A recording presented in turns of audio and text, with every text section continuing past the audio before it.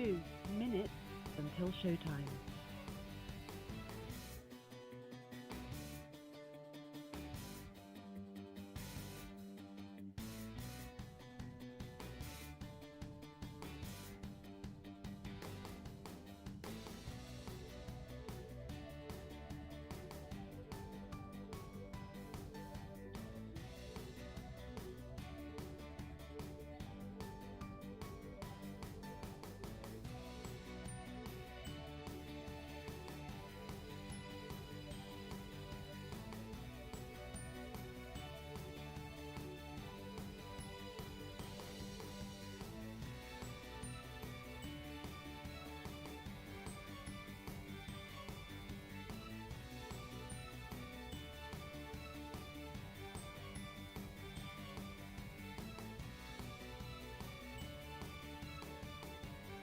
One minute until showtime. Was you sit forward in the Formula One car by the wheels. I thought the back tires were going to hit the wall when I was driving past it. It was so far forward. After 5 minutes, you forget about it.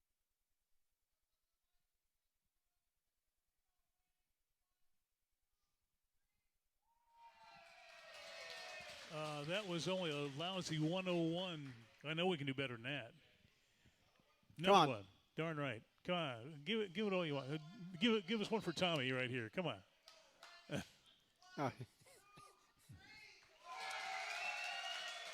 Another 101. It must be the weather. Oh, well. All right. We'll get you next time. It's the humidity. Yeah, that's what it is.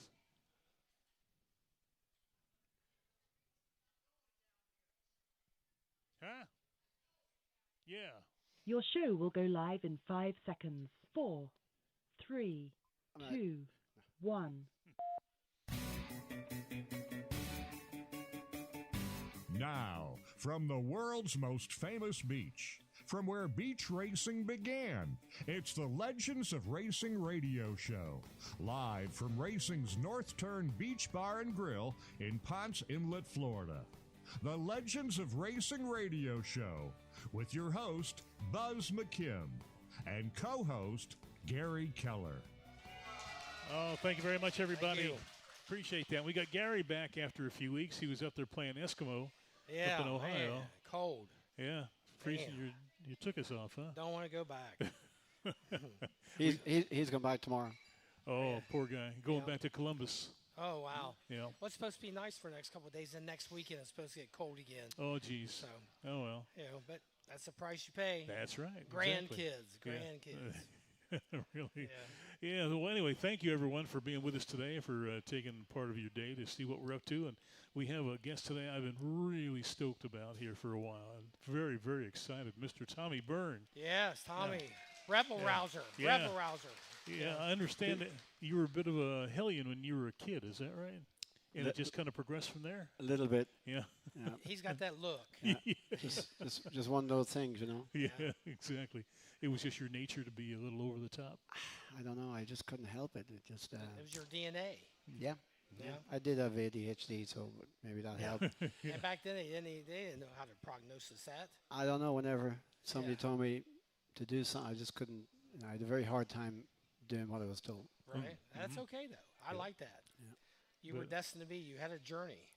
I guess I did, yeah. Yeah. I hear you like to go fast. I do sometimes. I still drive fast. Oh, do you really? Actually, not as fast as I used to, because the older we get, the slower we get, no matter what anybody tells you. Yeah. And but now I do it for fun. I do a few races a year with Champ Car. And do you really? I go back to Ireland every November. All right. And I do a Fiesta race, a 6-hour Fiesta race over there. I've been doing that for 5-6 years. And then a couple of Champ Car races in a year. The amateur stuff, and I drive a coach for a lot of people. I work at Mid-Ohio a lot too. Oh, is that right? I've been there for 30 years, on and off. Really? Not every day. Spent a lot of time up there myself. Mansfield. Yep, correct. Yeah. I'm from Cincinnati, but when I was owner in the Xfinity series for years, for 20 years. Yeah. So we raced up there every year, as you well know. Yeah. They've just changed to turn 4 now. Did they really? Yeah, for the launch, when the cars used to launch off. Yeah, they would launch too. So they've fixed that now. Really? Yeah. So they cut it down, huh? They got rid of the banking. Yeah. Yeah. Good. Yeah, but when you were little, you like to go fast all the time, fast on your bike, fast running, no matter what. There was something about anything with wheels on it. Yes, bicycles, little go karts. Obviously, we couldn't afford go karts with engines, so I would have my brother, who was a year older than me, so I'd have him push me around on that. No, remember those pedal carts? Oh yeah. It wasn't like this. Yeah. It was the ones you push like Right, that. That's right. Well, they never worked. So Yeah. I had him push me, and so he pushed me for like 5 minutes, and I pushed him for 30 seconds. Yeah. Any other family members, were they involved in racing? No. No. My Just mom never drove until I was 14, so she would have been like 40 something. My dad never drove a car in his life. you? Really? Yep. Isn't And you're that from? amazing? Where are you from? Dundalk, Ireland, just 50 miles north of Dublin, 50 miles south of Belfast. Oh. Yeah. Okay. So Bandit country. So talk about cold, huh? The The, winters. the reason I'm here is I left Ireland because of the cold and the dampness. Right. I always knew where I was coming to America, and I was going to go to Florida because I wanted the sun. I just could not stand waking up every morning with the dampness. Right. Now I go to visit, and the sun shines. So tell us about your journey to get to the Formula One stage that you were on. Tell us where you first started, how the journey transpired. Well, I left school at 15 to be a welder, mechanic, a diesel mechanic, and I learned how to weld. And I was always I was helping my friend run. We used to drive around oval football field in Dundalk, and it was a square football field.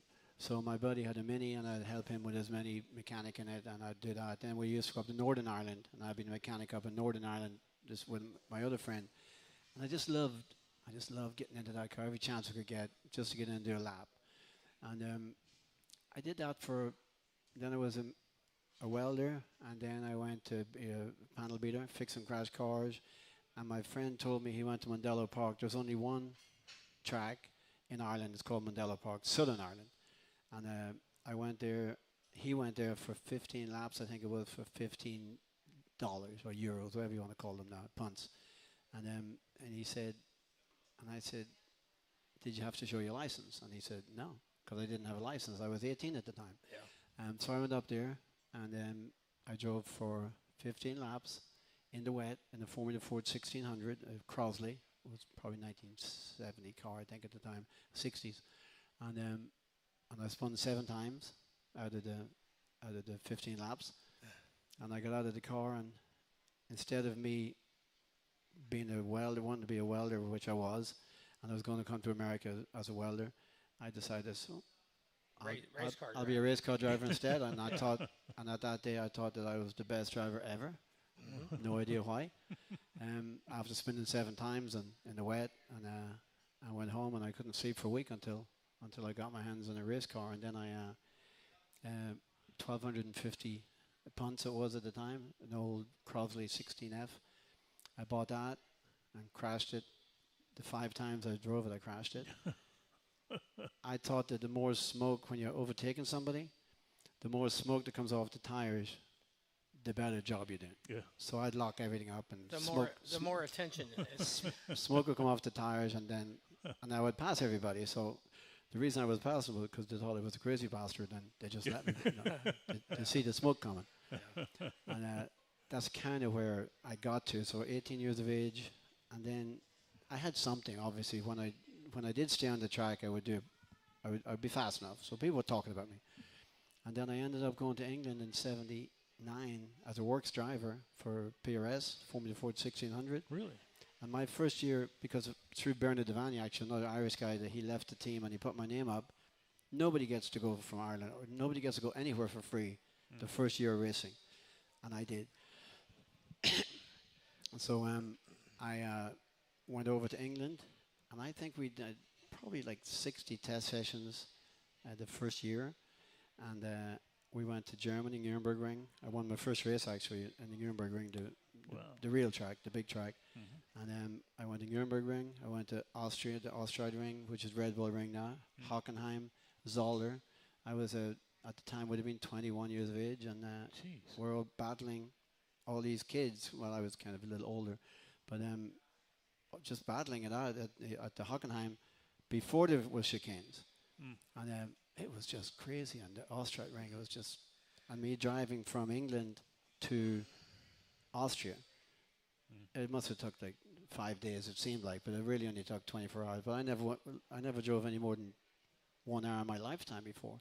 So my first year in England was So they must have saw something in you, like you said, for you to get a free ticket. Yep. They must have seen something in your not only your desire but your talent. That said, hey, here, come on, you're carte blanche. Let's do it. No, for sure. I mean, as I said, I think I was getting paid £20 a week or something. And again, usually you have to pay thousands of dollars for probably I don't know what it was. It was a lot. And then there's 60 test sessions and probably 40 races. And then you come over. It's not just, and then half of those races are in the wet, and you might be a good driver, but then when you add that to it with all the testing and all the racing, it magnifies it and you get better a lot quicker. Whereas in America now these days the kids, they don't get to test anytime they want to. They don't get to do all the stuff we did. So it takes a lot longer now for kids to, of course, to start at 6 years of age, but it takes a long time to learn your craft. Yes, it does. Yeah. You have to pay a price for sure if you want to be any kind of a NASCAR driver or Formula One or kart, any series. You know, it's not an easy journey and it's expensive. But you know, you should give yourself a lot of credit for what you've accomplished.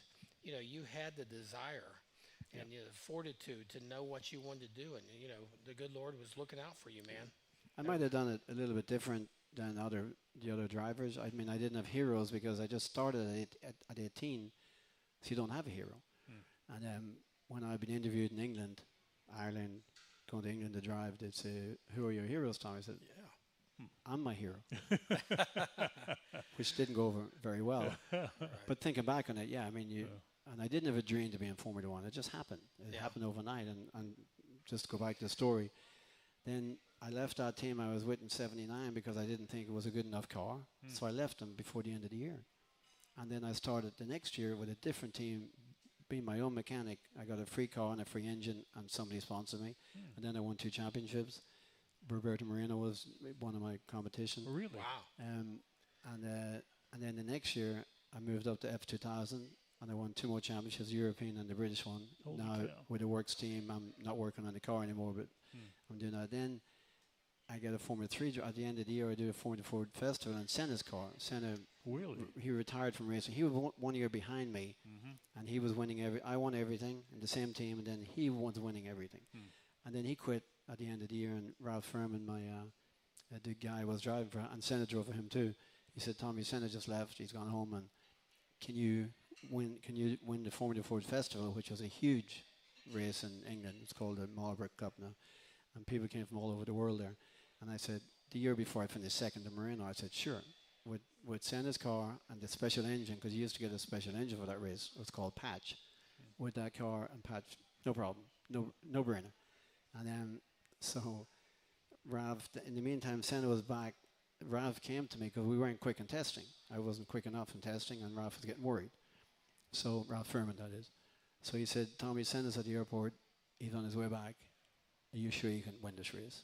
And I said, "Fuck yeah." No, sorry. Yeah. You're good. You're good. No problem. I got it. And he goes, so I guess he told Senna not to come. But I thought that Ralph was actually just saying that Senna was at the airport to make sure that I could do it. This is a big race for him. He's going to sell hundreds of cars if I win it. Yeah. And I just thought he was just, messing with me to see could I do it. The Senna wasn't at the airport at all. And I just found out actually. Actually, that Senna that movie came out. He was at the airport and he was coming back. Darn. So I won the race. Not as good as I thought I would win it. I barely won all the races, and that changed my life. Yeah. I mean, it's just crazy. I got a free Formula 3 drive the next week, and I finished second in my first ever Formula 3 car. The guy was so impressed that he gave me a drive for free the next year, which I won the championship. And I missed 5 races to do Formula 1. What year was that? That was 1982. Yeah, and then I did. So I missed 5 races in Formula 3. Still won the championship. Jeez. And tried to qualify for 5 Formula 1 races. I was with Theodore at the time. Oh, sure. And Theodore was one of the cars he used to go home. In those days, there was 27 cars, I think, and 4 or 5 of them would go home, and we were one of the cars who would go home. And so basically, after winning everything, getting there, wrong call, wrong time, and I couldn't handle it as a young. Couldn't take no for an answer. No, I tried to do the same as I did with every other team. Give me the best and I'll win. Yeah. But that didn't work with the team in Formula One. So basically, that's where it all went to. Formula One, over the years, has been a different monster. Especially the way it is today. I mean, Formula One has always been so popular, and not to say it wasn't in your day, but I mean, you look at the stands and the hundreds of thousands of people that come to those races far and wide. It's just unbelievable to me. It's nuts. Yeah, it's nuts. And you look at all the money in preparation for these races that they do, that these teams do. I mean, what do you think the budget would be for a full-time Formula One team now? Well, it used to be 400 million until they. Is that right? Yeah, well, anything from Eddie Jordan, the Jordan team who I drove for in Formula 3, he was on 40 million, and Ferrari would have been on 400 at that time. Amazing. Yeah. Now, there weren't too many other drivers getting up to your level from Ireland. Did you get a lot of help from or a lot of support from the hometown folks? Oh, yeah, for sure. I mean, I was, it's a small country. There was only 3 million people in it. And there were 3 drivers. There was Derek Daly, who lives over here now. Yep. And David Kennedy. That was the first 2. John Watson was Northern Ireland, so that's not, he was a Protestant. Oh, that didn't count. That didn't count. So at that time, there were 3 Southern Ireland drivers. And then Eddie Irvine was another Northern Ireland guy. Oh, sure. That didn't count either. So there were 3. And I think that was probably still it. David Kennedy he got into a crappy Formula 1 car, so he didn't make it. Derek Taylor got into the Williams. So he did pretty good, and then he came over here and did IndyCar. So you did a part-time gig, and it wasn't a great experience for the first year. 5 races, you said? That was it, and then I was done. Yeah. I mean, I Did you think the door was closed, or did you think you'd get back? No, I knew that once in those days, there's no test teams. You got one chance only, and that was it. Yeah. Yeah, but it wasn't over, though. No, it wasn't over. It was supposed to be over. Well, I kind of knew because we knew who was getting drives and who was available. There was nothing available for me, but I did win by winning the Formula 3 championship. I won a test drive in the McLaren, which was the best car. All right. But the Williams and McLaren were the 2 best cars at the time. So I did get to drive that car for 25 laps, sponsored by Marlboro for winning that Formula 3 championship. And I think I had the fastest time around Silverstone. Probably ever was faster than the main driver, Nicky Lauda, and I think it was John Watson. Wow, really?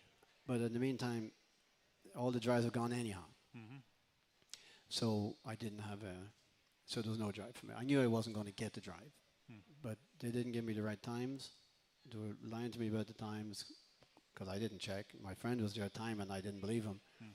And then years later, I met a guy called Tony Van Dungen in Elkhart Lake, and he said, "Whatever happened to you, Tommy? Where'd you go?" I said, "Well, I just went here, took driver coaching here and working there. Did Indy Lights for a long time over here."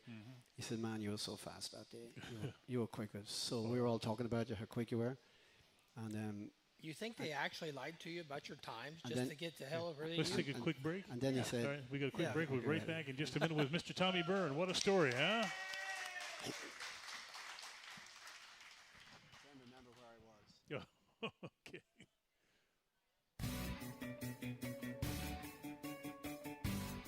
The caution flag is out. Time for a break. We'll be right back with the Legends of Racing radio show. Racing's original North Turn is our broadcast headquarters. If you're looking for a good drink, great entertainment, and the best in food, they're right on the beach at Racing's original North Turn. Come on down to dinner tonight. Here are a couple of testimonials. These are actual testimonials from people who have enjoyed the North Turn. Been there many times, always great food and drinks, great location on the beach. And another, what a great experience. It's my new favorite restaurant in the Daytona Beach area, Racing's Original North Turn on South Atlantic Avenue. That's A1A in Ponce Inlet, about 3.2 miles south of the Dunlawton Bridge and A1A intersection. It's Racing's Original North Turn, a restaurant, museum, bar, gift shop, live music. That's Racing's North Turn. Thanks to you, the original North Turn Beach Bar and Grill has been voted top 10 beach bar in Florida year after year after year. We're back from where it all began, racing's original North Turn Beach Bar and Grill. The Legends of Racing radio show continues with your host, Buzz McKim, and co-host, Gary Keller. Hey, thank you very much, everybody. We sure do appreciate that. And this segment's being brought to you locally by Staples on International Speedway Boulevard. Anything you want done for your office or anything you need for your office, they're the folks. And also, it's brought to you locally by Daytona Flea and Farmers Market, voted one of the top 5 markets in the country by USA Weekend. Visit our Shop Now network and our Shop Now at Daytona Flea and Farmers Market Facebook page for the latest in vendor tours. And getting that deal with McLaren, that must have been like the ultimate for you. And then when it didn't work out, were you like totally crestfallen? So when I was getting back to what I was saying, I met Tony Van Dungen, who was the mechanic that put the pedals in the car that day, and he was there that day. And he was telling me how great it was and how fast I went. And then he said, you weren't even in the best car. Wow. And I said, well, Thierry Boutsen got out of the same car I got into. And he was the same car as I got into. He said, no, but we were told not to give you full throttle. Wow, they governed it down. Yeah. Holy cow. And I said, and it was Tyrrell Alexander. Ron Dennis wasn't there that day. Tyrrell Alexander was. And I said, why? And he goes, I don't know, I guess I didn't want you to go too fast. But in the meantime, I already went really fast anyhow, even without the throttle. Yeah. And I was writing a book at the time, Crashed and Burned, and then I brought that to my writer, and then he went to see Ron Dennis and asked him why. Well, first off, they had to admit they did, and they did. He said, yeah, but that was Nicky Lauda's Puka race car, and they didn't want me to crash it. Oh, bullshit. That's why. And then they just didn't like you. and then Leo, remember Leo Serra, the singer? Oh, yeah, sure, yeah. Well, I met him, and he was a friend of mine on Facebook, so I met him like years later. And then he sent me a picture of him standing beside the car that I drove that day. He drove it the next day. Did he really? The singer who never drove a car in his life. Leo Sayers. So the crashing thing didn't really work out too good. I'll be darned. And Nick Mason drove it too. Dick Mason, really, from Pink Floyd. They drove the same car the next day. Is that right? You were a very unique guy based on the fact there were a lot of people that liked you, but there were also equally as many people that disliked you, in my opinion, from what I hear. Yeah. Kind of like the Gary Ballou or the Tim Richmond. I'd like to think more like 75% like me and 25. Yeah, there you go. There you I'll go. take That's that. it. There you go. Sounds a But lot first, better. you don't get from Ireland to Formula One No. if everybody hates you. No. And most of the time, it was like, you have to have people on your side. I had a lot of friends, and I would never have got there without my friends. And then I come to America, same thing. I started all over again when I came here. I knew there was nothing happening in Formula One before I did the test. But Ron already told me there was no seats available, so it was done. Yeah. And then I was never going to drive for that team anyhow again, the Theodore team, because the team manager told me that I wasn't a very good driver. And I said, well, I just won all the championships. Yeah, he goes, yeah, but if he was in your car, he'd be on pole. So you can imagine what I said. Yes. Yeah. I can't even repeat it. Yes. Because you, in your own mind, you felt like you were the best driver. Yeah, I mean, The world's best driver. well, yes. Yeah. But I proved it. The problem is when you can't. And of course, there was other ways out. But if you're going, like if Ron Dennis says, Tom, do you think you're the best driver out there? And if I go, I don't know. I mean, maybe if I work on it a little bit, I'll get a little better, and I'll try my best, and I think I could be there. Yeah. Or tell the truth. Yeah. And they either like it or they don't like it. But you do have to have the team around you. If you haven't got the car, it doesn't matter who you are. You're not going to win. Yeah. Did Daytona ever interest you in driving, coming to Daytona, racing in Daytona? In the 24-hour race, or Yeah. Yeah, I've done that twice. Oh, have you really? Yeah. All right. I've done the 24-hour race couple, maybe 2 or 3. I think I did 85. I did in Budweiser with Darren Brasfield and Michael Rowe. Oh, is that right? It was a Buick. Yeah. I think it blew up after like 7 or 8 laps, 7 or 8 hours. Is that right? Yeah, so I've done that. I've done that a few times. I've raced out there a bunch of times in different cars. How about Indy Series? I did Indy Lights for 3 years That's what you said. and finished second every time by a point. I'll be darned. So I did that for long. When I came to America, I started back again Formula Ford 1600. Yeah. for Ralph Furman. Same guy. Well, let's explain to the audience what Indy Lights is pretty much a triple A. Like the baseball, AAA. There you go. You know, that's the same comparison with the Indy Lights. It's the next series down. Oh, the Infinity. Yeah, Xfinity to NASCAR. There you go. Correct. Sure. Except they don't like you in Indy Lights. They don't like you staying too long in it. Like Infinity, you can stay for life. That's what The I Infinity right. series. Yeah. I'll be darned. Yeah, that's interesting. So, did you get a lot of feedback from McLaren when you were done with your testing? They give you anything specific? They just didn't think you were good enough, or They thought that I was. I forget what they wrote down. It was a little short. It wasn't a very big piece. Too confident. Yeah. Cocky. I don't know if the word was cocky, but confident. Yeah. Now you were a bit of a wild man, though. Did your lifestyle hold you back at all? After Formula One, then I went. Yeah. Is that right? Yeah. Then I went. Kind of went a little bit crazy after that. Yeah. Oh, did you really? But actually, Formula One wasn't. Well, I wasn't nuts. Yeah. But yeah, after that, I just went. Yeah. Yeah. It took a few years to get over. You know, probably 10 years. 15, Is that right? Yeah. I'll be darned. Yeah. Yeah. Did a lot of partying on the road. We did a lot of ride and drive for car companies and stuff. Traveling all over the country. Yeah. You always made a living at racing, correct? No, I've made a living for 40 years now. And still are. I still am. Yeah. Yeah. So I mean, how many people get to make money in Formula One anyhow? Something they love. Yeah. Yeah. I mean, I've never had a real job since I was 15. I mean, Tommy, you keep yourself in shape. Yep. And you're what? Yeah, I figure you're not quite as old as Buzz and I, but You were pretty damn old. yeah. 66. Oh, really? I'm going after 3 o'clock today. We do a 12-mile bike ride over a mountain bike over in New Smyrna. Okay. We have a group every Wednesday and Friday. Yeah. Is that right? Cool. 12 miles. Yeah. So that's great. you live here. Yeah, I live in Ponce Inlet, just Oh, do you? down Yes. by the lighthouse. Same here. Okay. Yeah. Yeah. Now, you had a place on a lake here up outside of Ormond at one time? Yep. It was called what was it? Clear Lake. Oh, yeah. Yeah. Yeah, I lived there for like 4 or 5 years. Yeah, I think that was in that video that we saw. that you Yeah, at that's the right. lake. Yeah. But I did. Earnhardt was when people were asking me about who my heroes were. I didn't have any at the time, but when I came to America, Dale Earnhardt obviously was my Really? hero. Uh-huh. And I remember the time he did the 24-hour race. Oh, in the Corvettes. Well, I was going out for practice, and he was right in front of me, and I'm right behind him in a Porsche.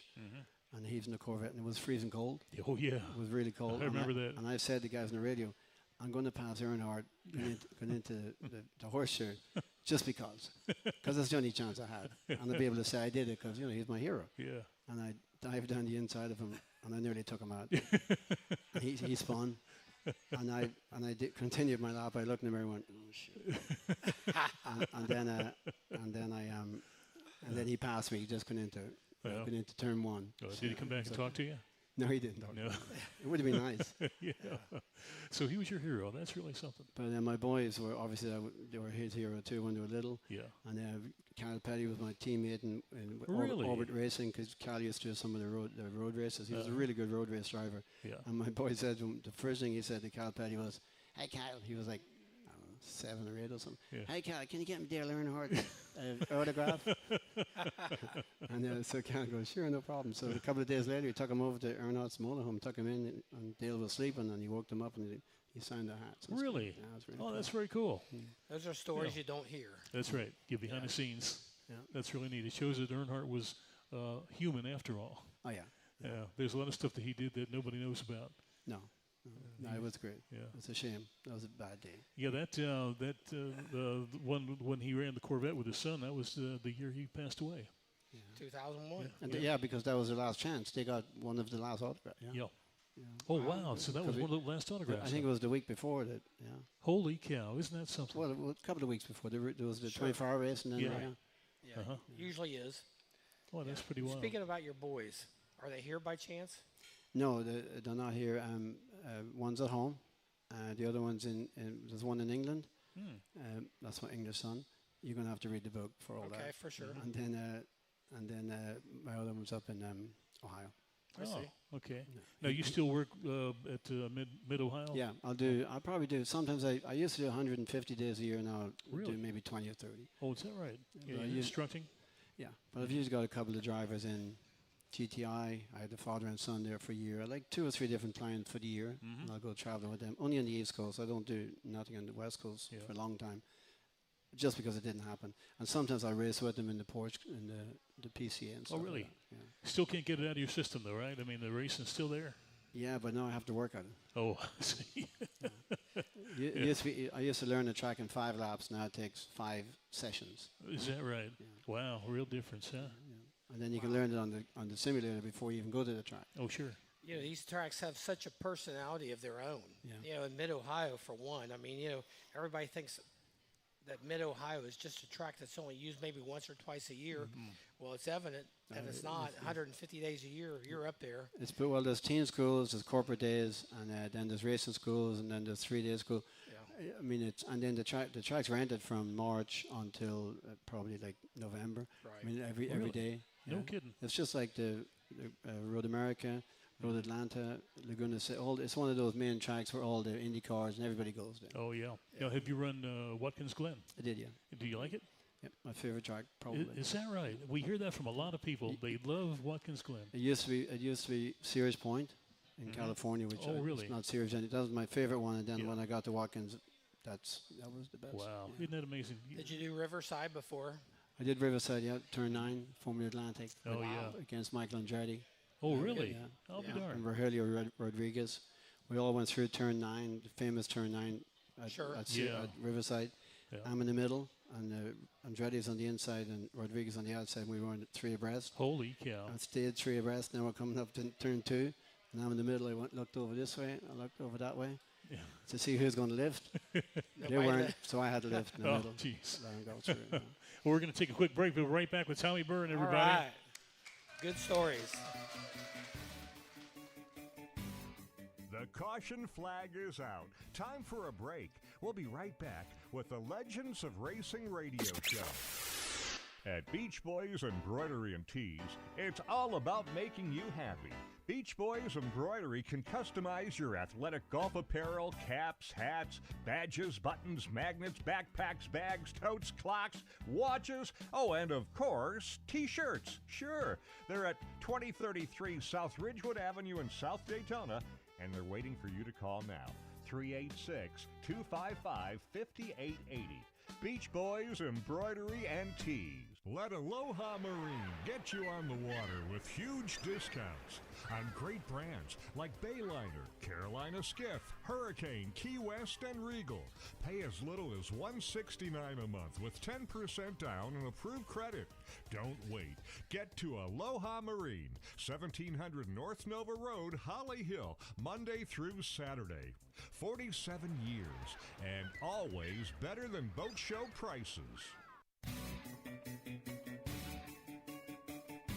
We're back from where it all began. Racing's original North Turn Beach Bar and Grill. The Legends of Racing radio show continues with your host, Buzz McKim, and co-host, Gary Keller. Oh, thank you so much, everybody. We appreciate that. We appreciate everybody out there, too. And this segment's being brought to you locally by the Legends of Racing Radio Facebook page. Now, you can go to YouTube and watch the show live. Anybody out there want to check us out live, go to YouTube. And then an hour later, we'll be posting it, and you can go to Facebook. So this is his book. It's called Crashed and Burned. And I love the last line back here on the explanation. It says, it's raw, passionate, and with Byrne's ability to tell it like it is, not for the faint-hearted. So if you want to take a chance, this is a whale of a book, and he's got some here for sale today. So come check them out. For sure. Actually, I've only got 9 left, and they used to be $299, and today they're going to be $20. Oh, my gosh. What a deal. That's a heck of a deal. That was a joke. Oh, okay. All right. So you still want $299? No. Okay. Is it negotiable? Yeah, absolutely, always. Oh, good. Yeah. Okay. You can go on my website for $35 and get them signed. Oh, that's a deal. Oh, that's a heck of a deal. So I did drive a NASCAR once. Oh, did you really? Yeah, very briefly. I did 25 laps, and Earnhardt used to have his team. Childress used to have another car that Martin Byrne remember Bobby Hillin Jr. drove a car? Oh, sure. Team Ireland. In the Team Ireland? Yeah, right. Well, Martin Byrne was a friend of mine, and he wanted an all-Irish team. So he wanted me to drive it. And John Paul Jr. was there driving it, too. We went to Pocono, and he paid my way to go to Pocono. And I'm up at Pocono. Dale Earnhardt Sr. was driving the car. And I remember looking over at it, going into turn 1. And in those days, you used to porpoise from side to side. So you just stay on it, or whatever you have to do. But John Paul Jr. jumped into the car, and he was nearly as quick as Dale Earnhardt Sr. Put new tires on, and then he crashed. John Paul Jr. crashed the car, so I never got to test it. So then Martin Byrne, who was the owner of the Team Ireland, he said, "How about we do it again a couple of weeks in Charlotte?" And I was never in Charlotte, in Oval before. So I got there, and I felt like Days of Thunder. And, you know, because my sponsor came from California just to hang out. Bill Boynton, big guy, him and his wife. And so I went out there, and I did. A guy called Tex was running the team. Oh, Tex Powell. I don't know who he was. All I know, I just know Tex. Oh yeah, he was a great man. I'm not a NASCAR guy. So he was running the team, and I remember I did 15 laps. I think it was hot as shit. Even though it was only 80 degrees outside, the car was hot because I was never in a hot car like that. And it wasn't so bad. And I got down to a decent time, but the car, I thought the car was going to, there was a bump coming off turn 4, and I thought, I didn't like that. I figured I was going to, if I was going to lose it anywhere, I'm going to lose it there. So I did my 15, came in, and I was happy with what I did. You know, it was like, okay, I didn't think I was up for a drive or nothing, but at the same time, they said, go back out, you're doing great, go back out again and do it again. I said, I don't know if I should or not. So they sent me back out. And then coming in after another 10 laps, I think it was, and I coming into turn 3, the car started doing this like it did when Earnhardt drove at Pocono, and I went, shit. So I took my left foot, I touched the brake, and that was it, backwards into the fence. That was the end of my NASCAR career. But I thought it was going to be coming off the turn. I didn't, of course, in retrospect, thinking back on it, I never talked to anybody. Nobody ever told me, you don't brake there, you lift off early. I don't touch the brakes going into that turn. And so, yeah, but I mean, that was my chance. And then Martin Byrne had a chance of me driving Earnhardt's Grand National car. You remember he had a Grand National car, but nobody drove it except him at this time. Martin Byrne did a deal with him that if I come up with 10 grand, I could drive it, I could race it in Bristol, one of those races. Oh, Bristol, wow. And I didn't even try to get the money because I've never paid for a drive in my life. Thinking back on it, I should have made more of an effort to get the 10 grand because it could have changed a lot. Could have escalated your career. Yep. For sure. Yeah. Hey, we got Larry here. Larry. Hey. Yeah, all right. Hi, Tommy, and welcome to the show. Thanks, Larry. A couple of things. Gerhard Berger mentioned you on the F1 podcast not too long ago. Yep. That you were one of the most talented drivers that really never made it in F1. Yep.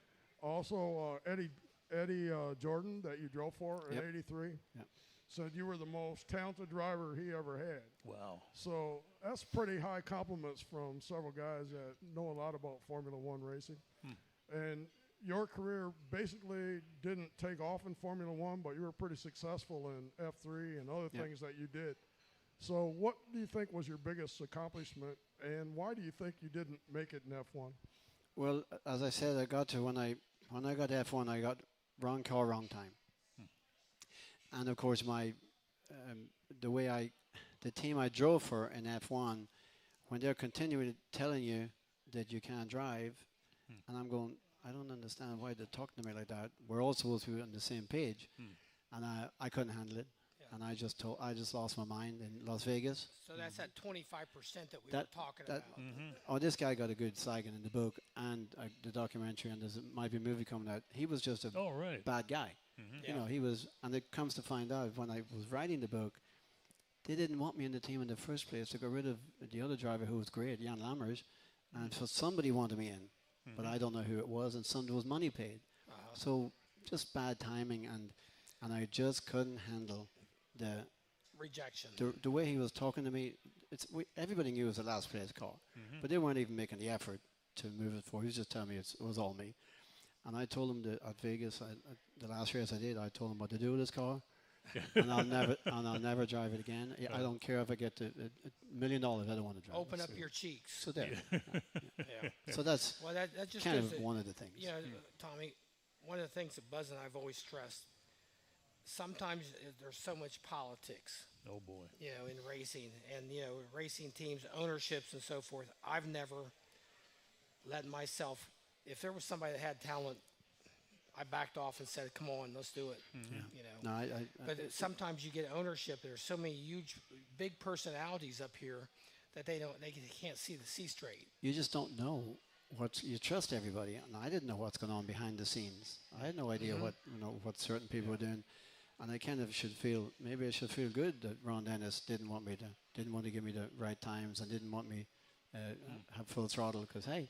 That's just wrong. Afraid of something. That's wrong. It was almost a compliment, though, wasn't it? Yeah. Well, if it happened today, obviously, I'd still be very well off because I'd be able to get, there would be a lawsuit. Yeah. Yep. But the Gerhard Berger thing and Eddie Jordan, in '82, I was done with Formula One. Now I'm heading to America. Finally, I'm going to get to come to America, as a driver instead of a welder, which didn't matter at all because the John Wayne movies, I was always going to be coming to America.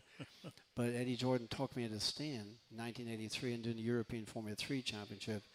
And then to still try and get into Formula One. But I kind of knew that it wasn't going to happen. But I stayed with Eddie. So that's where I met Gerhard Berger. And we traveled Europe. And we just had a ball. Because I knew I wasn't going to be back in Formula One. So we partied up a storm. And we all won races. And Gerhard put me to bed one night. He said, I can't remember, so I don't know. Yeah. But he was on pole. I was third. And halfway through the race, I passed him anyhow. Yeah. And he's going, shit, how the hell did he do that? I wouldn't have put you to bed. Yeah, he put me to bed. But that's what he says in his book. But it was a great time racing, and we were friends. And the whole series, Martini and all those drivers were there, and we just had fun. And Gerhard, I remember Gerhard Berger at the time. Oh, we're going to take a break? Can we take a break? We'll be right back. Gerhard Berger, don't forget that, okay? We'll be right back with Tommy Byrne. The caution flag is out. Time for a break. We'll be right back with the Legends of Racing radio show. Daytona Flea and Farmers Market is still the one for great savings and the best variety. Whether you need flowers and trees for your home or you're looking for great prices on Daytona Beach souvenirs, the market is the place to go. The market features 1,000 booths, 2 air-conditioned malls, a restaurant, and 9 snack shacks. Hops Grill features gourmet burgers and garden blend salads. Treat yourself to a great variety of brat and hot dog creations at the Doghouse, or enjoy a refreshing drink at the Seltzer Oasis. The market is open every Friday, Saturday, and Sunday, and is 90% undercover, so you can shop rain or shine. There's never a charge for parking or admission. Enjoy our monthly classic car cruise-in on the first Saturday of every month, and garage sale weekend, the third weekend of every month. See all we have to offer at DaytonaFleaMarket.com or like us on Facebook. Discover Daytona's most unique shopping experience, the Daytona Flea and Farmers Market, just a mile west of the Speedway. We're back from where it all began, racing's original North Turn Beach Bar and Grill. The Legends of Racing radio show continues with your host, Buzz McKim, and co-host, Gary Keller. Thank you, everybody. We're here with Tommy Byrne. One well of a story. On his biography here, it says, the greatest racing driver you never saw. And it's pretty interesting when you think about that whole story and how it all came about and how close he was and politics were involved and all that sort of thing. So this segment's being brought to you by Homewood Suites by Hilton over on Bill France Boulevard. Every room's a suite. They have complimentary breakfast, complimentary happy hour, and it's a real nice place, real classy place. So if you have anybody coming to town, you want to kind of show off a little bit, hook them up with the Homewood Suites by Hilton. And you had mentioned that Watkins Glen was one of your favorite tracks, if not your favorite track. Yeah. Do you have a favorite European track? Nürburgring. Oh, really? Yeah. 17-mile track, yeah. 17 No, miles. it's actually 14 miles, 76 turns. Oh, my gosh. I mean, it just doesn't get any. It doesn't get any better than that. Yeah, I can imagine. I mean, in a Formula Ford 1600, and when I was I don't know, my 6th or 7th race. I'm in Nürburgring. It was crazy. I'll be darned. Yeah, That's amazing. I would go back to Gerhard. Oh yeah, yes. So I did. So in '83, Eddie talked me into doing the European Formula 3 Championship. Gerhard was there, and Martini, Emmanuel Pirro, and then Cathy Muller was one of the lady drivers, and we just had a great time. All of it, everybody kind of knew each other, and was like, we weren't as die hard as we were like in the series before that. But Gerhard had nothing until he was Formula 3, and I remember him nearly crying because he couldn't get the right tires, because at Monaco, Michelin gave a special set of tires to the person they want to win the race at Monaco. Yeah. And everything's Michelin. When I was there, I was the only one that was Yokohama. But everybody else, Michelin always wins. So Gerhard was just so depressed because things weren't going his way, and basically his racing career wasn't looking very good. And then he went off and did something with I think BMW, saloon car racing, and suddenly he's in with BMW. Next thing is in Formula 1, and he goes off to make fortunes out of racing. So amazing. Yeah. Isn't that so? Now, did you ever run Monaco? Yeah, I raced there 3 times. Golly, I can't even imagine. It's such a tight course, isn't it? In Formula 3, the first race I did in Formula 3, there was a guy in front of me blocking me for the first, and remember there was no simulator, so you just learn it as you go. But this guy was in front for a couple of laps. I couldn't get by him. And I said, Jesus, come on, get out of the way. So when he did get out of the way, I crashed. Oh, jeez. Because that turn I was going through, I misread it or whatever, jumped across the wall, because there's a spare car back in the pits. I jumped across the wall and ran. I was trying to get back to the pits. So I get on the guy's motor, and I get in a taxi first. And I got my driving suit on with a helmet, and I jump in the taxi, and I tell him, pits. So he's taking me into Italy. He's been the wrong way. So I had to jump out, turn around, and then a guy gave me a lift on the scooter. So in the back of the scooter, and he takes me back down. Then we get stopped by the police because he didn't have a helmet on, and I was trying to give him my helmet. Then I got back to the pits, and then I got out and did a couple of laps. I didn't qualify because Monaco is such a hard one to learn and qualify for. So I didn't qualify. Next year I was there with Yokohama, qualified 3rd, broke my first gear on the line, dropped back 2 spots, which I thought it would have been. I had starting 2nd. I thought it would have been 10 spots, and then passed the 2 guys. And the first gear, when I got to the first turn, I went, that's not too bad.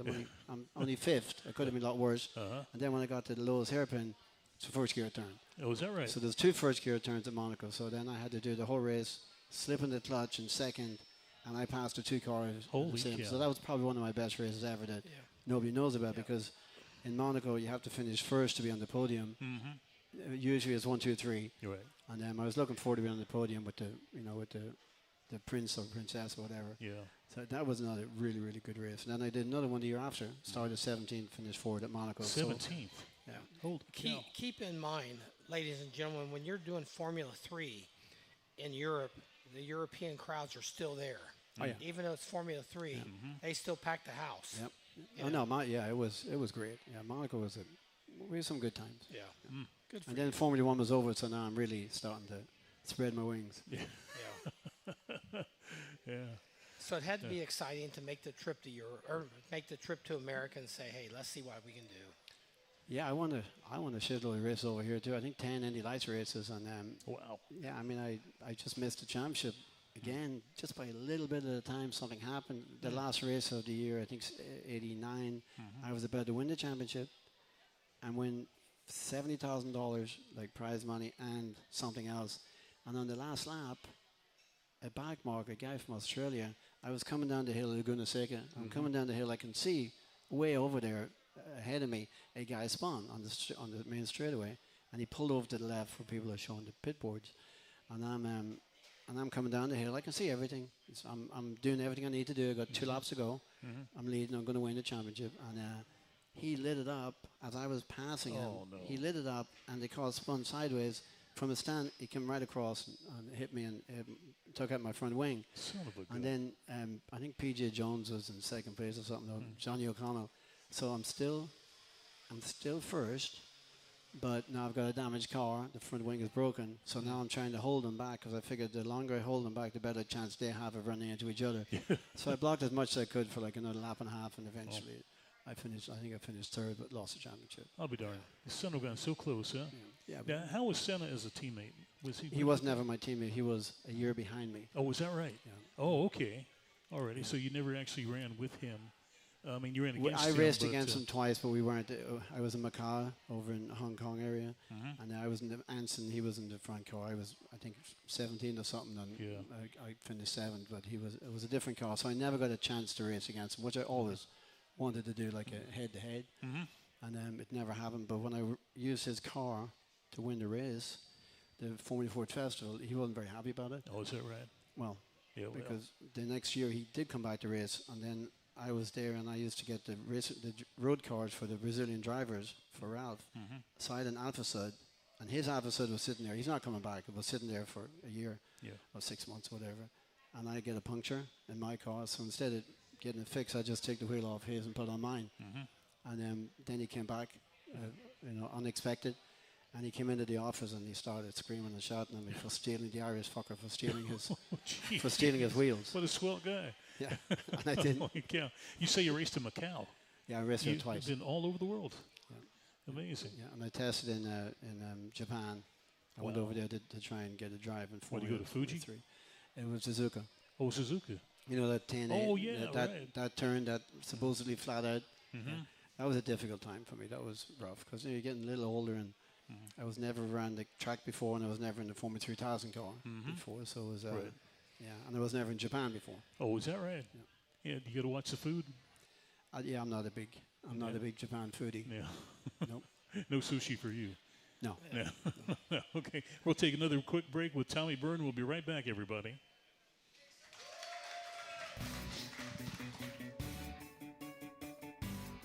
The caution flag is out. Time for a break.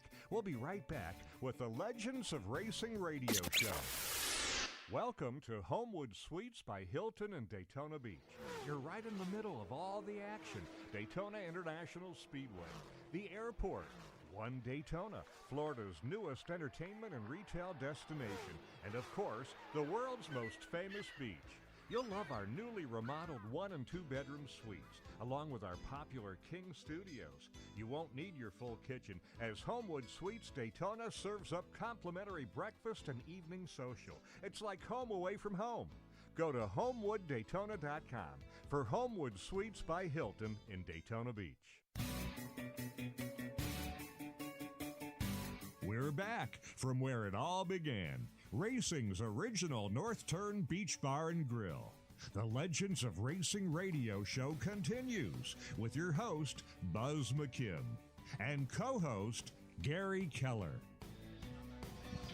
Thank you, everybody. We do appreciate that. Years. Hey, it's that time of year again. Daytona 500 is coming up, and we have tickets. It's going to be sold out, and we have two sets, 4 tickets altogether, 2 sets of tickets for the Oldfield Tower. And we're going to be raffling it off, $25 for a chance on two of the tickets. And the drawing will be on February 7th, week before the 500. And here we go. Yeah, and that's it. Thank you, David. Enter to win. Huh? Enter to win. Enter to win. If you don't enter, you don't win. That's for sure. The money goes to a good purpose. Yep, it goes to the foundation. And we would be tickled to have one of you guys or 2 of you guys win the tickets, and we're gonna start gearing up here pretty quick for that. So $25 a pop, a heck of a deal there. Yeah, and so Macau. Before I forget, you did say you were worldwide. So hi, Jeff. That's my son in England. Just in case you're watching. Oh yeah, love you. All right. Yep. Yeah, we hope you're watching. And everybody from Ireland. Yeah. Yes, we love Ireland. My grandmother was born in Ireland. Yeah, I don't know where. I think they ran the family out of the country. Yeah, and they ended up in America. Yeah, that's okay. No, that's okay. Right. We all get a little rowdy in our families, you know. That's for sure. So, anything? Any big regrets? Everybody asks me the same thing. I mean, what am I going to say? Of course, you're going to say no. Yeah. You do it all the same. No, of course, you change everything. Yeah. But I don't know. Yeah, well, timing, I don't know politics, what to say. You know. What? The timing and politics. When I helped a lot of young drivers, you know, on the way. I don't drive or coach young drivers anymore because of the parents. But I usually do the retired people, like Wolfgang and people like that. What did you ask me? Oh, Regrets. yeah, regrets. I don't know what to say. Yeah. I mean, yes. I'll make sure that when I was working for young guys, I would make sure they don't do some of the stuff that I did and told them where to watch out from stuff like that. Yes, I'll do that, but I can't. I don't know. What would you change in your life? Oh yeah, there's a few things. I know, but we can't. Yeah. So, First marriage would be one of them, I guess. Well, that too. I mean, the way I see this is, you talk to drivers who probably never got the opportunities that they should have, and I would categorize you as one of those personalities. Did you have a great run in racing? Yes, you did. Did you do the things that you love to do? Yes, you did. Should you have accomplished more, in my opinion? Yes. Or had the opportunity to accomplish the things that you should have. But you know what made me feel better than a lot of other drivers who don't? By the way, I'm not the only one, the hard luck story. Yeah. But what makes me feel really better is I drove the slowest car in Formula One, which was the Theodore, and I drove the fastest car in Formula One, which was a McLaren. And I went 4 seconds a lap quicker in the McLaren than I did in the Theodore. Really? So for me, it just, it made me feel a hell of a lot better. And everybody knew it. So I wasn't quite as bad, as I didn't go as crazy as I could have went. Yeah, for sure. Yeah, so we're just honored to have you here, and we thank you. We like having you as a neighbor. We think that's really pretty neat. Yeah. Please come back to the show when you're bored. But no more pickleballing for me, though. No more what? Pickleball. I tried that. Pickleball? Oh, pickleball? Yeah, I hear a lot of people are getting hurt at that pickleball. I tried that. I tried that last year, and I'm up with my buddy Chris Mason, and we're up there, and he's just a great pickleball player, like everything he does. And I'm running all over the place like I'm still 20 years of age, and bang, big pop at the back of my leg. Hamstring? I don't know what it was, but it hurt for 2 or 3 weeks after. I was nearly out of business, so I'm not even going to try it again. Yeah. No. So how did the NASCAR car feel as opposed to what you were used to? Was it like driving a big tank? Yes. Yeah. For sure. But I was surprised with the heat. And it was only, maybe it was 90 degrees outside, but those guys, my gosh, I mean, the heat. What they put up with. I mean, when they're in there for 3 hours or something like that, Charlotte 600 or something like that, it's crazy. No, I think they got some stuff. I think they had to put some stuff on their feet, and maybe the fingers. Is your fingers your feet? Oh, your feet for sure. Yeah. Yeah. But NASCAR, like any ovals are, I would say, 80% car, 20% driver. Really? Because I've done Pocono. I've done like plenty of ovals and Indy Lights. And if you haven't got the car, I don't care who you are. You can be Earnhardt, you can be Senna, you can be anybody. If you got a shitty car in an oval, you're going to finish it. Yeah. And that can only be sometimes a couple like 2 or 3 pound tire pressure. Oh yeah. Can put you from hero to zero. Yeah, for sure. It's the team are everything. On the ovals. Well, we got a few folks who are going to say thank you too for helping us make this thing possible. We got Danny Joe over there on the board. She's doing a fantastic job. Yeah. And we got Mad Dog Mike over here on the applause side, along with his illegitimate son Dave. Multane Productions. Yeah, Multane Productions. And we got without him, it doesn't happen. Thank you. Yeah, for sure. And Larry, we thank you for giving us your question. I do really appreciate that. He's always got a good one. I don't know where he digs his stuff up, but he's amazing every week. I mean, the accolades, Tommy, that you've gotten from just like the 2 names that Larry mentioned. I mean, those are people that actually admired you and loved you for what you could do, man. And you got to be proud of that. No, I'm good. Yeah. No, my life is pretty good these days. Yeah. My one regret. What's it? I didn't start mountain biking 20 years ago. Oh, is that right? Oh, really? No kidding. Yep. Yeah. So that really keeps you in shape, huh? Yeah. It keeps you alive. Like if you stop doing stuff, you're gonna you're gonna get old really quick. Right? Oh yeah, for sure. And you've been with the same woman 25 years? Yes. Awesome. Oh, great. She's a very lucky person. Yeah, I'm sure she is. Hey Todd, you should have got that. She might be watching. I'm not too sure. Hope not. We hope so. Well, that's really funny. So, when do you go back to Ohio? I go back to Ohio, actually. I'm going back there to visit in 2 weeks' time. Oh, really? Yeah. I go visit there, and then I usually start up with the driving stuff in March. Oh, okay. And you go through the summer? Yes. Last year I started in Sebring. Usually there's a PCA race in Sebring, but this year I don't know. I might be doing something there. I used to work for a team. I would look after all the drivers. Oh, really? But I haven't been doing that last year. I got something else going on there. Do you run HSR at all when they come to Daytona? I've done the HSR in an Orica LMP2 car. Oh, really? Yeah, with my friend James Hagan. Uh-huh. So I do get a chance to do vintage. I drove James Hunt's Heskett in Ireland. Oh, very the, nice. The 1973 car that he won his first race in. Yeah. I drove that over there, and I'm getting to drive some vintage stuff now. Yeah, oh, that's very cool. Yeah, you and James Hunt were kind of a lot alike in your lifestyle, weren't you? James Hunt tried to pick up my girlfriend in the Tip Top Bar in Monaco in 1982. That probably didn't go over well. Yeah, and in those days he had no shoes on. He had no shoes. Yeah. Is that right? He just walked around with no shoes, and he was an announcer as well. Yeah. He was his own man, wasn't he? Yeah, he's very sad actually. He died at 40 something. He quit drinking. Yeah. And he died. Well, he died not long after. So the moral of the story is, don't quit drinking. Yeah. well, not too much. Yeah. Equal it out. Yeah, you have to. That's for sure. It's all equal. Yeah. Absolutely. Yeah. And so, do you feel like your lifestyle held you back at all? I don't know. I don't know. Again, it's like the regrets thing. What am I going to say? But how many people write a book? Yeah. Actually, book and this is a awesome. documentary. Yeah, great pictures in here. A lot of really good pictures. Now, I will say about the book, my friend, I remember trying to try and get a book. You're right. To try and write a book is hard. And to get a publisher is hard. And then to get people to believe you is hard. My best friend came up and said, Tommy, who's going to read your book? And then he called me back a couple of minutes later and said, oh, by the way, if you do write one, keep me out of it. Because down in Mexico, because we were down in Mexico, and there's a lot of stories in Mexico, and he was funny, and I did keep him out of it, kind of. Yeah, you were involved with some pretty rough hombres down there, weren't you? Yeah. Yeah. Good old Mexico. Tommy, come back and see us, Thank okay? you. Yeah. Thank you very My much. pleasure. It was fantastic. Yeah. Thank you so Yeah, much. what do you think? Very good. Tommy Byrne, everybody. Good story, ladies and gentlemen. Have a great week. Happy New Year to you. We'll be back here again next Friday. Thank you. The Legends of Racing radio show originates live from the very spot where beach racing began. Racing